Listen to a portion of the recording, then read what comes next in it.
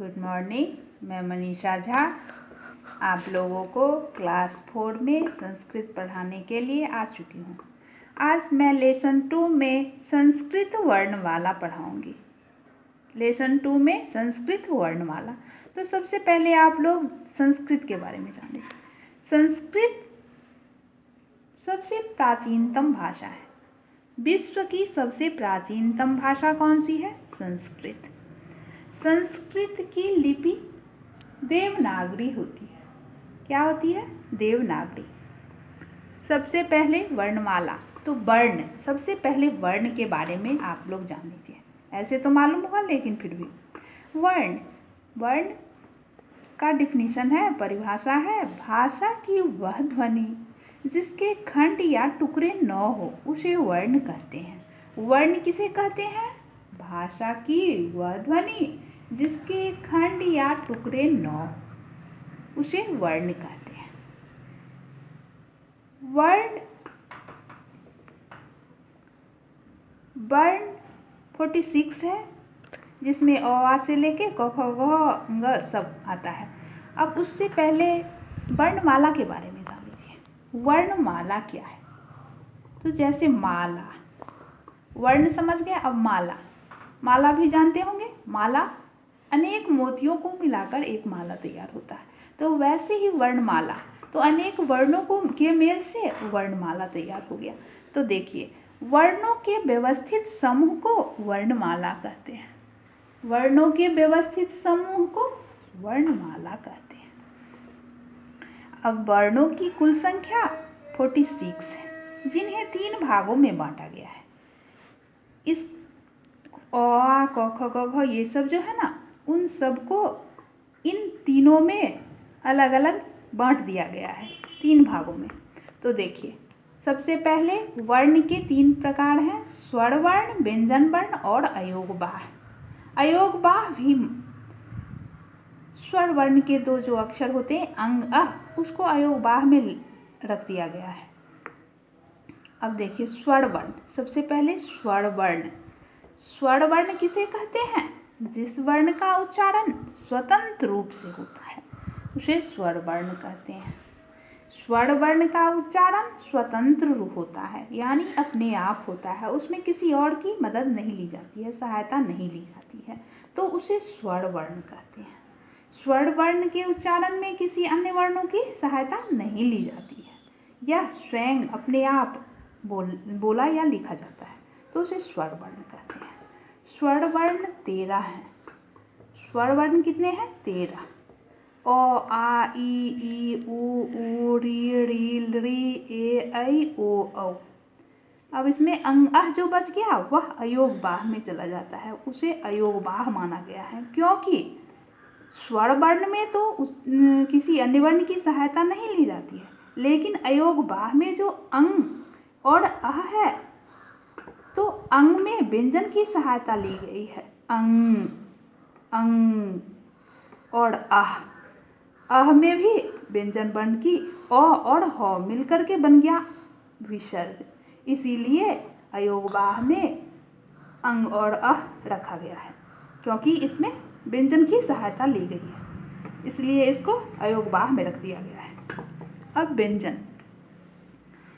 व्यंजन से पहले आप स्वर के प्रकार को सुन लीजिए।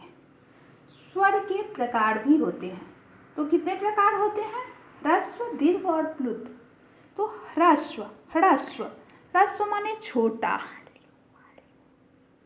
दीर्घ माने बड़ा, ह्रस्व एक और दीर्घ माने एक में एक को जुड़ जाना, यानी दुगुना हो जाना। तो अ हो गया ह्रस्व और आ हो गया दीर्घ, ह्रस्व दीर्घ, फिर ई छोटी है तो ह्रस्व और बड़ी दीर्घ। इस तरह से ह्रस्व दीर्घ स्वर के प्रकार हो गए। अब आप लोग व्यंजन वर्ण की परिभाषा देख लीजिए।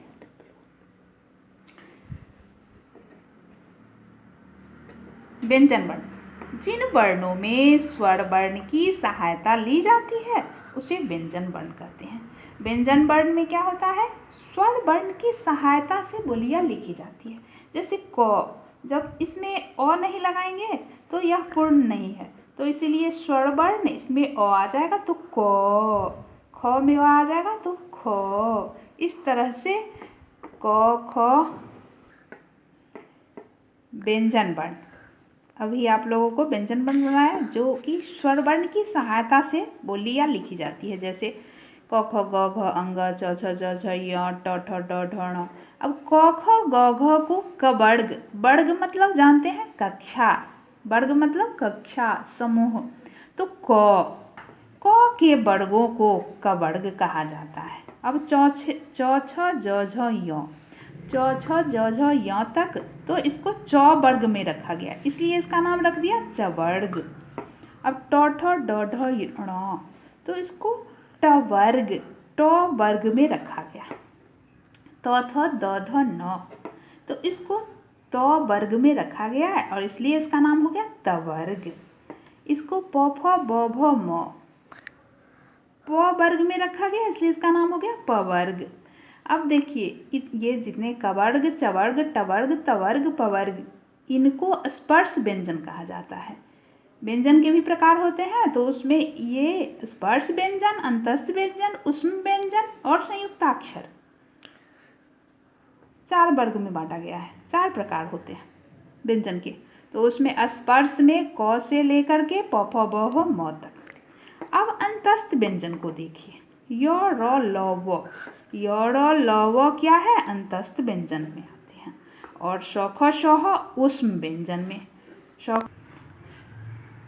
ऊष्म व्यंजन स ख श ह।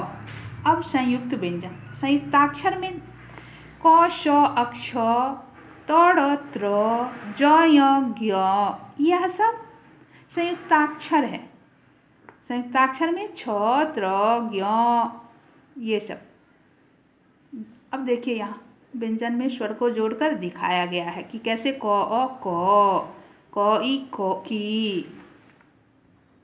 निम्नलिखित प्रश्नों को आप लोग देख लीजिए, लिख लीजिएगा, एक कॉपी बना लीजिएगा। मैं उम्मीद करती हूँ कि आप लोगों ने फर्स्ट लेसन का प्रार्थना याद कर लिया होगा और उसे लिख लिया होगा। अब आप लोग इसको भी लिख करके बना लीजिएगा।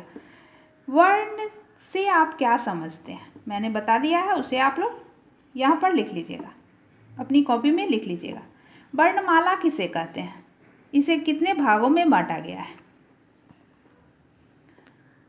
उसके बाद अगला क्वेश्चन है, निम्नलिखित वर्णों में स्वर और व्यंजन छांटकर अलग कीजिए। यहाँ कुछ वर्ण दिए हुए हैं, उसमें स्वर और व्यंजन को आप लोग अलग अलग करिएगा।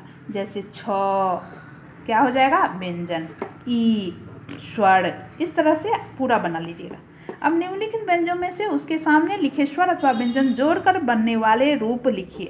जैसे र थ, उसी प्रकार स र स्र, द य द्य,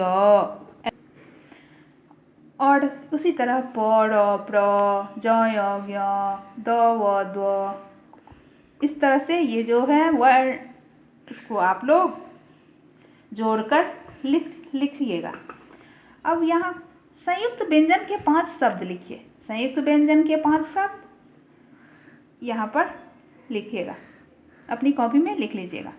नीचे लिखे शब्दों को उदाहरण के अनुसार खंड करके लिखिए। अब यहाँ वर्ण विच्छेद दिया हुआ है, यहाँ कुछ वर्ड दिए हुए हैं, उसको आप लोग वर्ण विच्छेद करके लिखिएगा।